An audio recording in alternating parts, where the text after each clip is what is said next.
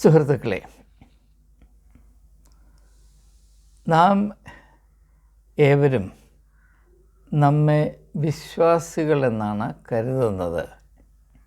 എന്നാൽ വിശ്വാസത്തെപ്പറ്റി നാം വച്ചു പുലർത്തുന്ന ധാരണ എന്താണ്?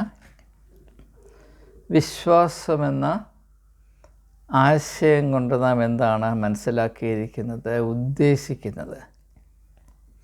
ഇതിനെപ്പറ്റി വ്യക്തത പ്രാപിക്കുവാനായി അധ്വാനിക്കുന്ന അല്ലെങ്കിൽ ശ്രമിച്ചുകൊണ്ടിരിക്കുന്ന എത്ര പേർ നമ്മുടെ ഇടയിലുണ്ട് എന്നതിനെപ്പറ്റി ചിന്തിക്കേണ്ട കാലം വൈകിയിരിക്കുന്നു, അല്ലെങ്കിൽ ചിന്തിക്കാൻ ആരംഭിക്കേണ്ട കാലം പോലും വൈകിയിരിക്കുന്നു എന്ന ഒരു ചെറിയ അഭിപ്രായം എനിക്കുണ്ട്.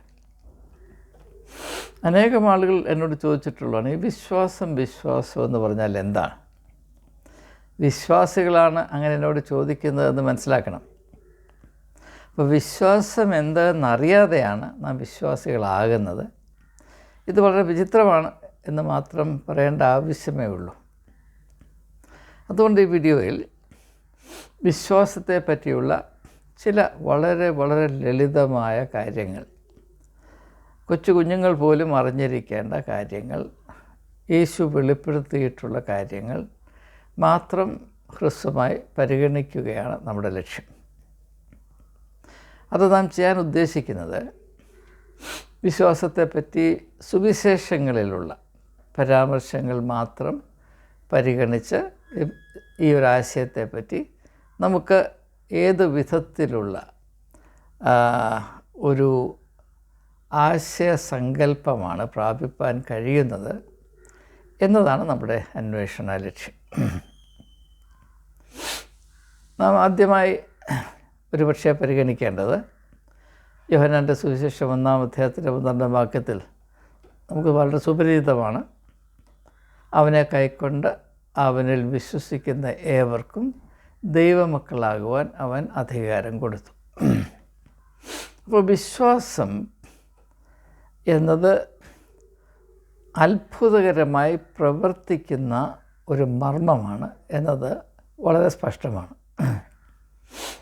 ആരുടെയെങ്കിലും ഉള്ളിൽ ആത്മീയ വ്യക്തിത്വത്തിൽ വിശ്വാസമുണ്ടോ, അതിൻ്റെ പ്രവർത്തന വീര്യത്തിൻ്റെ ഫലമായി, അതായത് വിശ്വാസത്തിൻ്റെ ശക്തിയുടെ ഫലമായി ആ വ്യക്തിയുടെ അവസ്ഥയിൽ തന്നെ വിപ്ലവാത്മകമായ മാറ്റം വരുന്നു.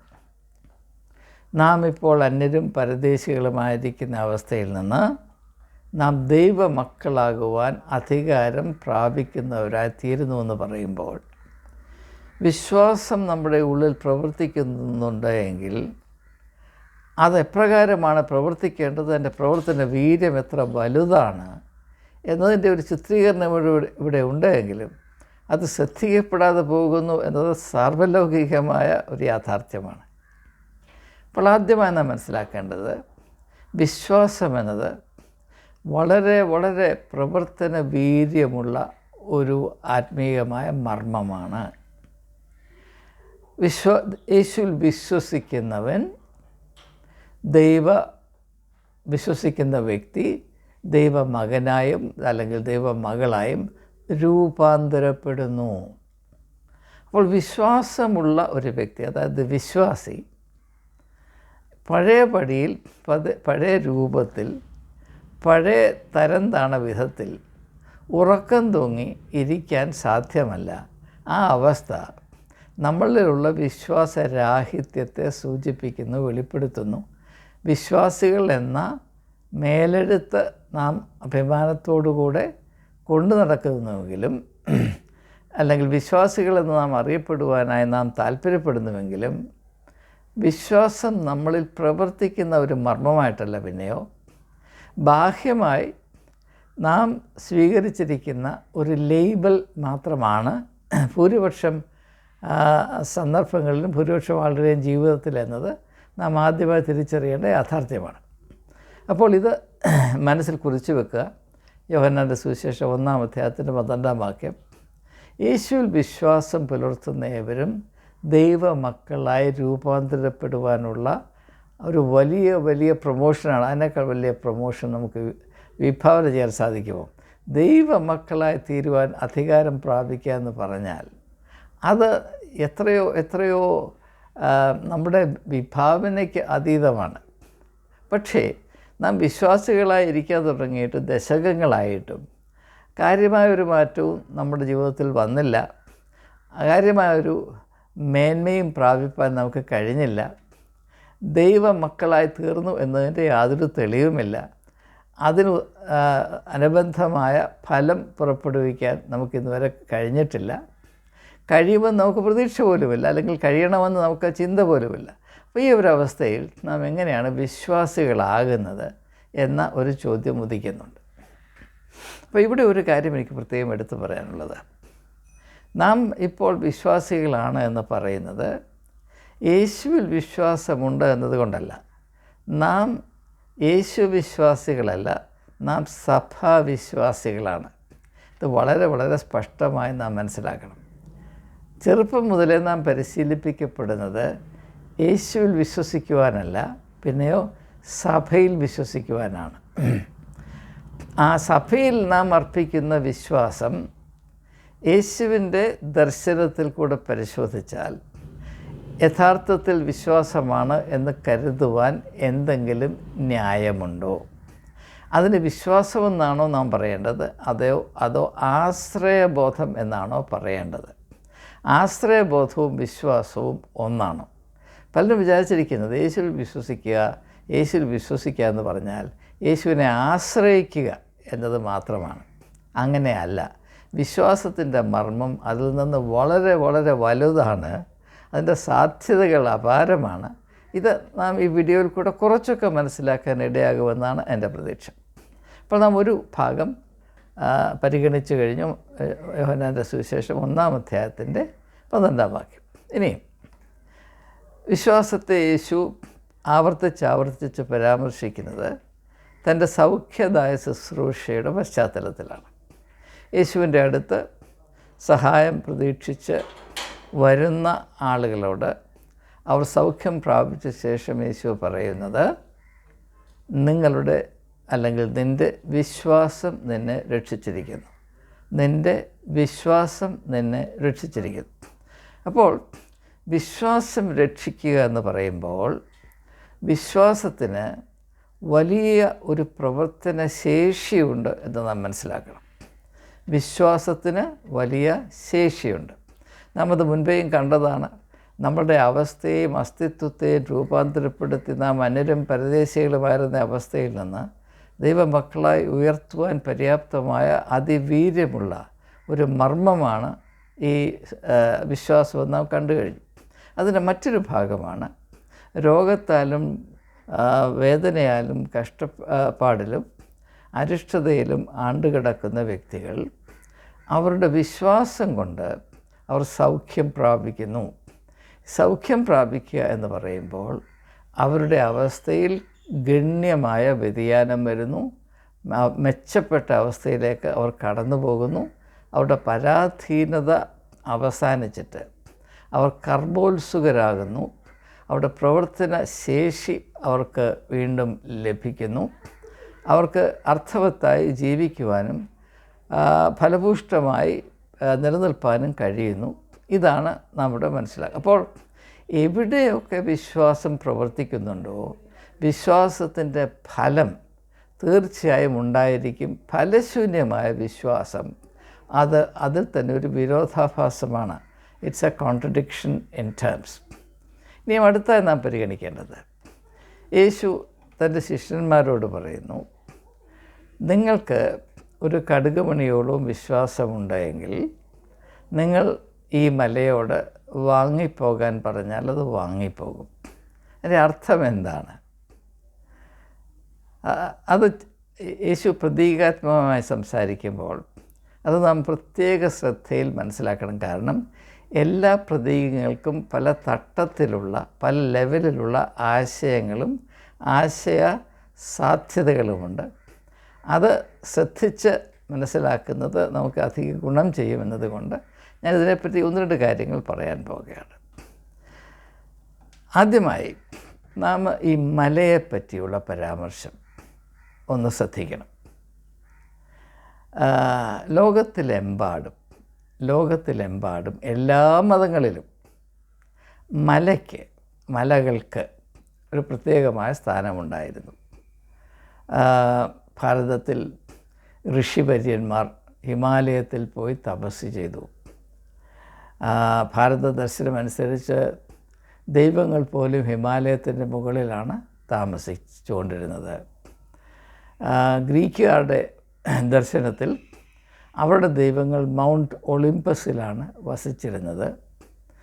മോശ 10 കൽപ്പന പ്രാപിപ്പാനായി മലയുടെ മുകളിൽ കയറിപ്പോയി. സാത്താൻ യേശുവിനെ മലയുടെ മുകളിൽ കൊണ്ടുപോയി. യെരുശലേം ദേവാലയം സ്ഥിതി ചെയ്യുന്നത് സിയോൻ മലയുടെ മുകളിലാണ്.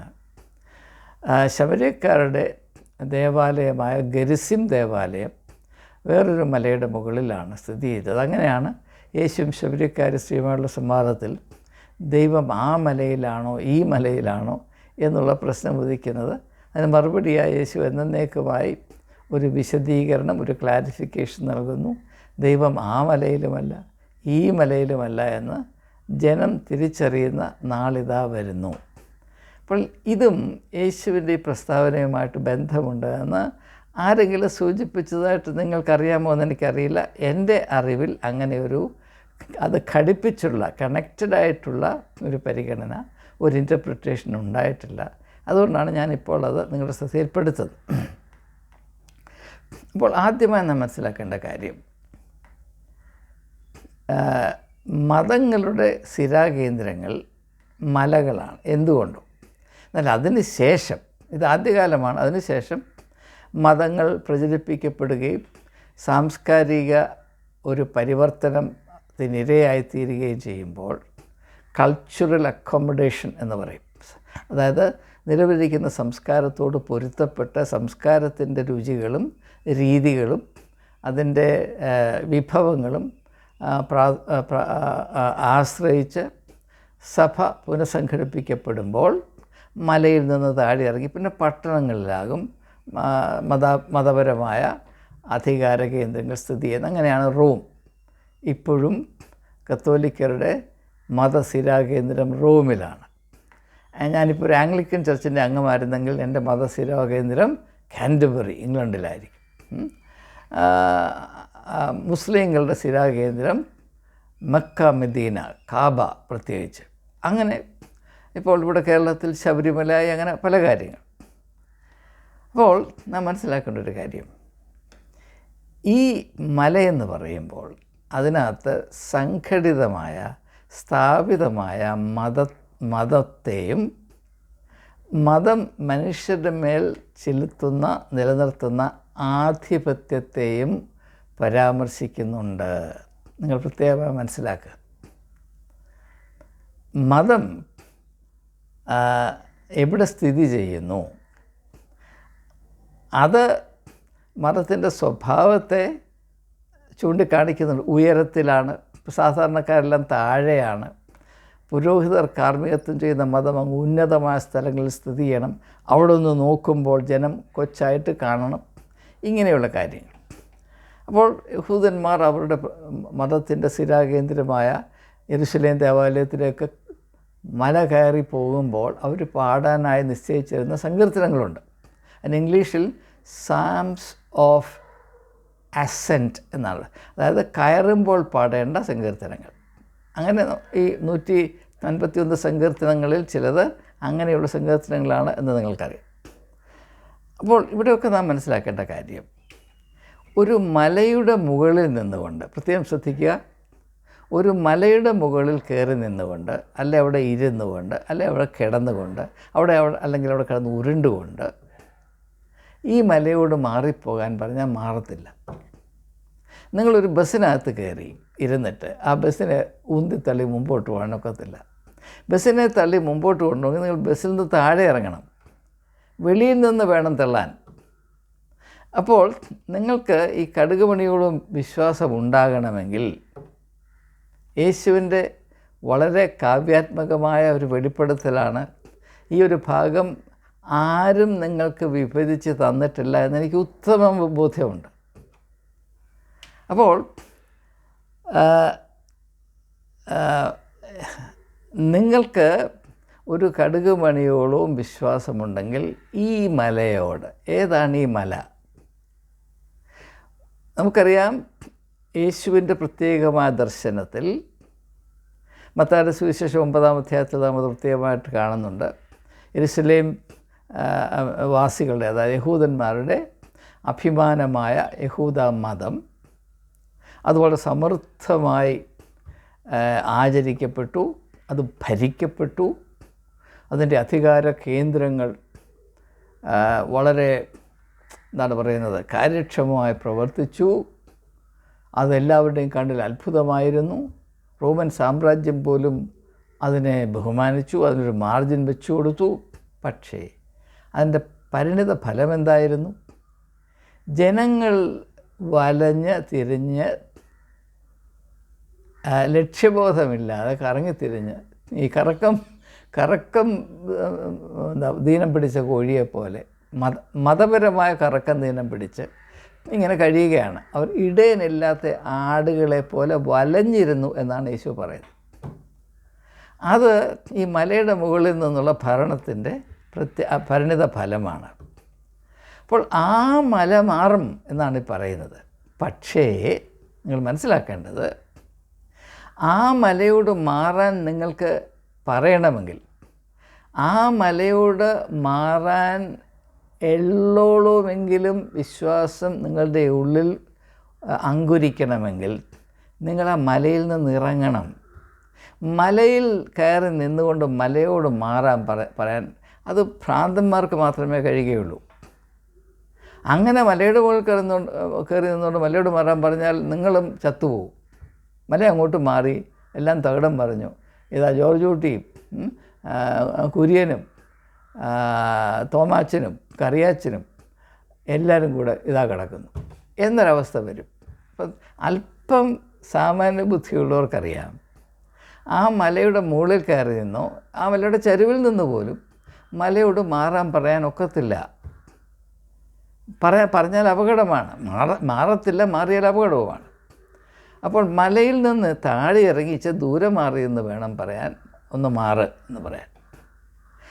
അങ്ങനെ ഈ മലയിൽ നിന്ന് ഇറങ്ങാൻ നമ്മെ സഹായിക്കുന്ന മർമ്മമാണ് വിശ്വാസം, യഥാർത്ഥ വിശ്വാസം. പക്ഷേ നാം ഇപ്പോൾ വച്ചു പുലർത്തുന്ന വിശ്വാസം എന്താണ്? മലയിൽ അള്ളിപ്പിടിച്ച് നിൽക്കാൻ, മലയുടെ മുകളിലോട്ട് കയറാൻ, മലയുടെ മുകളിൽ സ്ഥിതി ചെയ്യുന്ന ഈ വ്യവസ്ഥിതിയെ മാത്രം ആശ്രയിച്ച് നിൽക്കുവാൻ. നമുക്ക് ഓരോരുത്തർക്കും ഓരോ മലകളുണ്ട്. മർത്തോമ സഭ എന്ന് പറയുന്ന മലയുണ്ട്, CSI മലയുണ്ട്, ഓർത്തഡോക്സ് മലയുണ്ട്, യാക്കോബ മലയുണ്ട്, കത്തോലിക്ക മലയുണ്ട്, അതിനകത്ത് സീറോ മലബാർ മലയുണ്ട്, പെന്തക്കോസ്തു മലയുണ്ട്, ഇവാഞ്ചലിക്കൽ മലയുണ്ട്, കരിസ്മാറ്റിക് മലയുണ്ട്. ഇതൊന്നും പോരാഞ്ഞിട്ട് പിന്നെ ഹെവൻലി ഫീസ്റ്റായി, പിന്നെ എന്താണ് നരകത്തിലെ ബ്രേക്ക്ഫാസ്റ്റായി, പിന്നെ എംപറർ ഇമ്മാനുവലായി, പിന്നെ കറുകറ ഇങ്ങനെ ഉണ്ടായിക്കൊണ്ടിരിക്കുകയാണ്. ഇതിനകത്ത് കയറി നിന്നുകൊണ്ട് ഒരു മലയോടും മാറാനുള്ള, ഇതിനകത്ത് കയറി നിന്നുകൊണ്ട് ഒരു കടുകുമണിയോളം വിശ്വാസം വളർത്തിയെടുക്കാൻ പ്രാപിപ്പാൻ നിങ്ങൾക്ക് കഴിയുകയില്ല എന്നാണ് യേശുവിൻ്റെ പഠിപ്പീര്. അത് മാത്രമാണ് അതിൻ്റെ പഠിപ്പീര്. അപ്പോൾ എങ്ങനെയാണ് ഈ മലയോട് മാറാൻ പറയുന്നത്? അപ്പോൾ ഈ മലയെന്ന് പറയാൻ കാര്യം, നാം ചെറുപ്പം മുതലേ ഒരു മതസംവിധാനത്തെ, പ്രത്യേകിച്ച് ഒരു സഭയുടെ ആചാരങ്ങളെയും അതിൻ്റെ പാരമ്പര്യത്തിലെയും അനുഷ്ഠാനങ്ങളെയും നിയമങ്ങളെയും ചുമതലകളെയും വരുംവരായികളെയും എല്ലാം ആശ്രയിച്ച് നമ്മുടെ ആത്മാവിൻ്റെ അടിത്തട്ടിൽ വരെ എൻ്റെ വേര് പോയിരിക്കുകയാണ്. അപ്പോൾ അതിൽ നിന്ന് അല്പമൊന്നും വേറിട്ട് ചിന്തിക്കുക എന്ന് പറഞ്ഞാൽ ഈ മല മറിക്കുന്നതിനേക്കാൾ ഭയങ്കരമാണ്. ആ മല മാറിപ്പോകുന്നതായി പറയുന്നത്. അല്ലാതെ പ്രകൃതിയിലെ മല മാറി ഹിമാലയത്തോട് പറയുകയാണ്, അങ്ങോട്ട് മാറ്, ഒരു 100 വാര അങ്ങോട്ട് മാറി നീ. അല്ലെങ്കിൽ ഇങ്ങനെ വിന്ധ്യ പർവ്വതത്തോട് പറയുകയാണ്, നീ ഒരു 1/2 കിലോമീറ്റർ പടിഞ്ഞാട്ട് മാറി എന്ന് പറഞ്ഞാൽ വല്ല കാര്യവുമുണ്ടോ? അത് അർത്ഥം ബുദ്ധിയുള്ളവർക്ക്, സാമാന്യ ബോധമുള്ളവർക്ക് പറയാൻ കൊള്ളുന്ന കാര്യമാണോ? യേശു അങ്ങനെ പറയുമെന്ന് നിങ്ങൾ വിചാരിക്കുന്നുണ്ടോ? പ്രകൃതിയിൽ ഒരു കലഹമുണ്ടാക്കുക, to create chaos in nature. അതാണത് യേശുവിൻ്റെ ദർശനം. അങ്ങനെയല്ല, ജനങ്ങളെ മതത്തിൻ്റെ അധികാരത്തിൽ നിന്നും അടിമത്വത്തിൽ നിന്നും വിടുവിച്ച് അവരെ ദൈവത്തിങ്കിലേക്ക് തിരിക്കുക എന്നതായിരുന്നു യേശുവിൻ്റെ ദൗത്യത്തിൻ്റെ കാതലായ ഭാഗമെന്ന് സുവിശേഷത്തോട് വിദൂര ബന്ധമുള്ള ആൾക്ക് പോലും അറിയാവുന്നതാണ്. അപ്പോൾ ഈ ഭാഗം നിങ്ങൾ പ്രത്യേകം ശ്രദ്ധിക്കണം. നിങ്ങൾക്ക് ഒരു കടുക് മണിയോടവും വിശ്വാസമുണ്ടെങ്കിൽ എന്ന് പറഞ്ഞാൽ നിങ്ങൾക്ക് വിശ്വാസമില്ല. ഈ യേശുവിൻ്റെ ശിഷ്യന്മാർ മുഴുവനും യഹൂദ മതത്തിൻ്റെ ചട്ടക്കൂടിനുള്ളിൽ വലിയ വലിയ ഭക്തിയിൽ, ആരാധനയിൽ, സംബന്ധമായ എല്ലാ അനുഷ്ഠാനങ്ങളും അനുഷ്ഠിച്ച് എല്ലാവരുടെയും കണ്ണിൽ വളരെ ഭക്തിയുള്ള ആരാധകരായിട്ടൊക്കെ കഴിഞ്ഞവരാണ്. പക്ഷേ അവരുടെ ഉള്ളിൽ ഒരു കടുക് മണിയോളവും വിശ്വാസമില്ലായിരുന്നു എന്നാണ് യേശു പറയുന്നത്. നിങ്ങളുടെ ഉള്ളിൽ ഒരു കടുക് മണിയോളം വിശ്വാസമുണ്ട് എങ്കിൽ, അങ്ങനെ പറയണമെങ്കിൽ ഇല്ല എന്നല്ലേ അർത്ഥം. അങ്ങനെയുണ്ടെങ്കിൽ ഈ മലയോട് മാറാൻ പറഞ്ഞാൽ അത് മാറും. ഏത് മലയാണെന്ന് ഞാൻ സൂചിപ്പിച്ചു കഴിഞ്ഞു. അതിൽ ചിന്താക്കുഴപ്പം ഉണ്ടാകത്തില്ല എന്നാണ് ഞാൻ പ്രതീക്ഷിക്കുന്നത്. ആർക്കെങ്കിലും ഇത് വ്യക്തമായിട്ടില്ല എന്ന് പറഞ്ഞാൽ വീണ്ടും ഇത് വിവരിക്കാൻ ഞാൻ തയ്യാറാണ്. നിങ്ങൾക്കെന്നെ വിളിക്കാവുന്നതാണ്. എൻ്റെ ഫോൺ നമ്പർ പലർക്കും അറിയാം. ഞാൻ ഒന്നുകൂടെ ആവർത്തിക്കാൻ വേണമെങ്കിൽ 8848339230 8848339230. അപ്പോൾ വിശ്വാസം എന്നത് പ്രവർത്തിക്കുന്നത് ഇപ്രകാരമാണ്. അത് എന്തുകൊണ്ടങ്ങനെ പ്രവർത്തിക്കുന്നു എന്നതിനെപ്പറ്റി ഒരു ചെറിയ വിശദീകരണം കൂടെ നൽകിയിട്ട് ഞാൻ ഈ വീഡിയോ ഉപസംഹരിക്കാൻ പോവുകയാണ്. ഞാൻ 2 വാക്ക് ഉപയോഗിച്ചു: വിശ്വാസം, 2 ആശ്രയം. നാം പലപ്പോഴും പലപ്പോഴും എന്നല്ല എപ്പോഴും വിശ്വാസം എന്ന വാക്കുകൊണ്ട് ഉദ്ദേശിക്കുന്ന ആശ്രയബോധം മാത്രമാണ്. എന്നാൽ വിശ്വാസം അതല്ല. വിശ്വാസം, യേശു വിഭാവന ചെയ്ത വിശ്വാസം എന്താണ്? ഈ ലോകത്തിന് അതിൻ്റേതായ രീതികളും നിയമങ്ങളും അനുമാനങ്ങളും കുറവുകളുമുണ്ട്, പരിമിതികളുമുണ്ട്. അതായത് ഈ ദാർശനികരുടെ ഭാഷയിൽ പറഞ്ഞാൽ everything in the world is finite. ഈ ലോകത്തിൽ കാണുന്നത് മുഴുവനും വളരെ പരിമിതപ്പെട്ടതാണ്. ഫൈനൈറ്റ് എന്ന് പറഞ്ഞാൽ കാലത്തിൻ്റെയും യുഗത്തിൻ്റെയും ഇടത്തിൻ്റെയും, സ്പേസ് ആൻഡ് ടൈം, കാലത്തിൻ്റെയും ഇടത്തിൻ്റെയും പരിമിതിയിൽ തങ്ങി നിൽക്കുന്നതാണ് ഈ ലോകത്തിലെ എല്ലാം. മാത്രവുമല്ല, അതിനു പുറമെ മനുഷ്യ സൃഷ്ടിക്കുന്ന പരിമിതികൾ അവർണ്ണനീയമാണ്, എണ്ണാൻ കഴിയാത്തതാണ്. അങ്ങനെ 1000 തരത്തിലുള്ള ഫൈനൈറ്റ്നെസ്, ഈ പരിമിതി ആ കയറ് കൊണ്ട് നമ്മളെ കെട്ടിയിട്ടിരിക്കുകയാണ്. ഇപ്പോൾ സാംസ്കാരികമായ ഒരു 100,000 അദൃശ്യമായ കയറുകൊണ്ട് നമ്മളെ കെട്ടിയിട്ടിരിക്കുകയാണ്. യാഥാർത്ഥ്യങ്ങളെ നമ്മൾ മനസ്സിലാക്കുന്നത് നമ്മുടെ തലച്ചോറ് സ്വതന്ത്രമായി പ്രവർത്തിക്കുന്നത് കൊണ്ടല്ല, നമ്മുടെ തലച്ചോറിനെ 100% വയർ ചെയ്ത് ഫോർമാറ്റ് ചെയ്ത് വെച്ചിരിക്കുന്നത് കൊണ്ടാണ് നാം ചിന്തിക്കുന്നത്. അതുകൊണ്ട് എന്താണ്, ഈ ലോകം പറയുന്നതിനനുസരിച്ച് മാത്രമേ നമുക്ക് ചിന്തിക്കാൻ കഴിയുകയുള്ളൂ. എന്നാൽ നമ്മുടെ തലച്ചോറിൽ നിന്ന് ഈ ലോകത്തിൻ്റെ കെട്ടുകളെ ഒന്ന് പൊട്ടിച്ച് നാം ഒരു പുതിയ അവസ്ഥയിലേക്ക് മാറിക്കഴിയുമ്പോൾ നമ്മുടെ ചിന്താഗതിയിൽ വിപ്ലവാത്മകമായ മാറ്റം വരുന്നു. അതിനെയാണ് ഒരുത്തൻ ക്രിസ്തുവിലായാൽ അവൻ പുതിയ സൃഷ്ടിയാകുന്നു എന്ന് പറയുന്നത്. ഇതുവരെ നാം ലോകത്തിലാണ്, ലോകത്തിൻ്റെ പരിശീലനമാണ് നാം പ്രാപിച്ചത്, ലോകത്തിൻ്റെ കാഴ്ചപ്പാട് മാത്രമാണ് നാം സ്വീകരിച്ചിരിക്കുന്നത്. വേൾഡ് വ്യൂ എന്ന് പറയും, വേൾഡ് വ്യൂ. ലോകം യാഥാർത്ഥ്യങ്ങളെ മനസ്സിലാക്കുന്നത് പോലെയാണ് നാം മനസ്സിലാക്കുന്നത്. എന്നാൽ ഇതിനപ്പുറത്ത് അദൃശ്യമായ, അഗോചരമായ വലിയ വലിയ വലിയ വലിയ വലിയ സാധ്യതകളുണ്ട്. അപ്പോൾ നാം ഈ ഗോചരമായ, ദൃശ്യമായ, ഈ ഭൗതികമായ സംവിധാനങ്ങളുടെ ഉള്ളിൽ പരിമിതപ്പെട്ടിപ്പോൾ കഴിയുമ്പോൾ എന്ത് സാധ്യമാണ്, എന്ത് സാധ്യമല്ല, എന്താണ് കമനീയം, എന്താണ് ഉപേക്ഷിക്കപ്പെടേണ്ടത് എന്നതിനെപ്പറ്റിയുള്ള നമ്മുടെ ധാരണ തികച്ചും അസ്ഥാനത്തായിരിക്കും. അതുകൊണ്ടാണ് അവൻ സ്വന്തത്തിലേക്ക് വന്ന് സ്വന്തക്കാരും അവനെ സ്വീകരിച്ചില്ല. കാരണം അവനെ സ്വീകരിക്കാനുള്ള വിശാലത ഈ ലോകത്തിൻ്റെ വ്യവസ്ഥിതിയിൽ രൂപപ്പെടുത്തിയെടുത്ത മനുഷ്യ സ്വഭാവത്തിനില്ല. അത് നാം പ്രത്യേകമായി മനസ്സിലാക്കും. അപ്പോൾ യേശു വന്നത് തന്നെ എന്തിനാണ്? ഇങ്ങനെ നമ്മുടെ സാധ്യതകളുടെ മേലിൽ ഒരു വലിയ അടച്ച് നമ്മളെ അമർത്തി വച്ചിരിക്കുന്ന സാഹചര്യത്തിൽ ഈ അടപ്പൊന്ന് മാറ്റിയിട്ട് ഇതിൻ്റെ മുകളിൽ വർത്തിക്കുന്ന അതുല്യവും അനന്തവുമായ സാധ്യതകളുമായി നമ്മെ ബന്ധിപ്പിക്കാനാണ്. To connect us to the infinite possibilities beyond the worldly realm. അങ്ങനെ നാം വ്യക്തിപരമായിരിക്കുന്ന അവസ്ഥയിൽ ഈ അഭൗമമായ സാധ്യതകളുമായി നമ്മെ ബന്ധിപ്പിക്കുന്ന മർമ്മമാണ് വിശ്വാസം. ആ വിശ്വാസം ഈ ലോകത്തിൻ്റെ ചട്ടങ്ങൾക്കും നിയമങ്ങൾക്കും സങ്കല്പങ്ങൾക്കും അനുയോജ്യമായി എസ്റ്റാബ്ലിഷ് ചെയ്യപ്പെട്ടിട്ടുള്ള ഒരു മർമ്മത്തിൻ്റെയും ഉള്ളിൽ നിന്ന് നമുക്ക് പ്രാപിപ്പാൻ സാധ്യമല്ല. എന്ന് മാത്രവുമല്ല, ആ വിശ്വാസമനുസരിച്ച് ലോകത്തിൻ്റെ മർമ്മങ്ങളനുസരിച്ച് സ്ഥാപിക്കപ്പെട്ടിരിക്കുന്ന ഒരു വ്യവസ്ഥിതിയുടെയും ഉള്ളിൽ നമുക്ക് പ്രവർത്തിക്കാൻ സാധ്യമല്ല.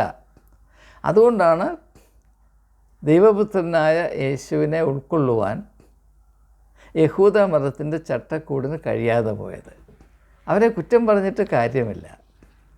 നമ്മൾ ഇപ്പോഴുള്ള സഭാ ചട്ടക്കൂടുകളെയും കുറ്റം പറഞ്ഞിട്ട് കാര്യമില്ല. കാരണം അവയൊക്കെയും ഭൗതികമായ ചട്ടക്കൂടുകളിൽ മാത്രം ആശ്രയിച്ച് നിൽക്കുന്നതാണ്. വിശ്വാസമെന്നും രൂപാന്തരമെന്നും ഇങ്ങനെയൊക്കെ പറയുമെങ്കിലും വാസ്തവത്തിൽ പ്രവർത്തനത്തിൽ വരുമ്പോൾ ഭൗതികമായ മർമ്മങ്ങളെ മാത്രം ആശ്രയിച്ചാണ് ഇത് പ്രവർത്തിക്കുന്നത്. നമുക്കറിയാം, ഒരു ബിഷപ്പിനെ തിരഞ്ഞെടുക്കുന്നു, ദൈവികമായ ഒരു മർമ്മത്തിനകത്ത് പ്രവർത്തിക്കുന്നില്ല. ഒരു സഭയുടെ ബഡ്ജറ്റ് പാസ്സാക്കുന്നു, ദൈവികമായ എന്ത് മർമ്മമാണ് അവിടെ പ്രവർത്തിക്കുന്നത്. ഒരു പുരോഹിതനെ നിയമിക്കുന്നു, അത് ഒരു ലീഗലായ അപ്പോയിൻമെൻറ്റാണ്. അവന് ട്രാൻസ്ഫറുണ്ട്, അവന് ബിഷപ്പ് പറഞ്ഞ പോലെ ഒന്നുമില്ല, അവന് മണ്ടയ്ക്ക് അടി കിട്ടും. ഇത് ലൗകികമായൊരു പ്രസ്ഥാനമാണ്, അല്ലെന്ന് പറയുന്ന പച്ചക്കള്ളമാണ്. ഈ വൈകിയ വേളയിലെങ്കിലും സത്യം തിരിച്ചറിയാൻ നാം ധൈര്യം കാണിക്കണം. അപ്പോൾ അങ്ങനെയുള്ളൊരു സാഹചര്യത്തിൻ്റെ ഉള്ളിൽ, ഒരു വ്യവസ്ഥയുടെ ഉള്ളിൽ ഈ വിശ്വാസമെന്ന് പറയുന്ന അഭൗമമായ മർമ്മത്തിന് ഒരു സ്വീകാര്യതയും ഉണ്ടാകുകയില്ല. ഈ വിശ്വാസം അനുസരിച്ച് ഇതിനകത്ത് പ്രവർത്തിക്കാമെന്ന് ആരും വിശ്വസിക്കുകയുമില്ല. അപ്പോൾ നമ്മൾ ഒരു അർത്ഥത്തിൽ മാത്രമാണ് വിശ്വാസികളാകുന്നത്. എന്താണ്? നമ്മുടെ ഇപ്പോഴത്തെ അവസ്ഥയിൽ വിശ്വാസം അനുസരിച്ച് നമുക്ക് പ്രവർത്തിക്കാൻ സാധ്യമല്ല എന്നതാണ് നമ്മുടെ വിശ്വാസം. ആ ഒരു വിശ്വാസമേ ഉള്ളൂ. എന്ന് മാത്രവുമല്ല, അങ്ങനെ വിശ്വാസം അനുസരിച്ച് പ്രവർത്തിച്ചാൽ അപകടത്തിലാകും എന്നൊരു വിശ്വാസം കൂടെ നമുക്കുണ്ട്. അപ്പോൾ നമ്മുടെ വിശ്വാസ പ്രമാണം ഇത്രയുമാണ്: യേശു വെളിപ്പെടുത്തിയ വിശ്വാസം അനുസരിച്ച് പ്രവർത്തിക്കുന്നവൻ സഭാജീവിതത്തിൽ വെള്ളത്തിലാകും, അപകടത്തിലാകും. വിശ്വാസമനുസരിച്ച് ജീവിക്കുന്നവൻ ഇതിന് വെളിയിൽ പോകേണ്ടി വരും എന്നൊരു വിശ്വാസമേ നമുക്കുള്ളൂ. അതുകൊണ്ടാണ് യേശുവിൻ്റെ മർമ്മങ്ങൾ, ഞാൻ കഴിഞ്ഞ എത്രയോ വർഷങ്ങളായി യേശു പഠിപ്പിച്ചത് ഇന്നതാണെന്ന് പറയുമ്പോൾ ആളുകൾ ഞെട്ടി വിറച്ച്, സഭാ നേതാക്കന്മാർ ഞങ്ങൾ ഇങ്ങനെയുള്ള ആശയങ്ങൾ പ്രാപിക്കുന്നത് അറിഞ്ഞാൽ ഞങ്ങൾക്ക് എന്തു സംഭവിക്കുമെന്ന് പേടിച്ച് വേവെള്ളം തൂറ്റുകയാണ്. നാം വളരെ ശ്രദ്ധിക്കേണ്ട ഒരു യാഥാർത്ഥ്യമാണിത്. കാരണം എന്താണ്?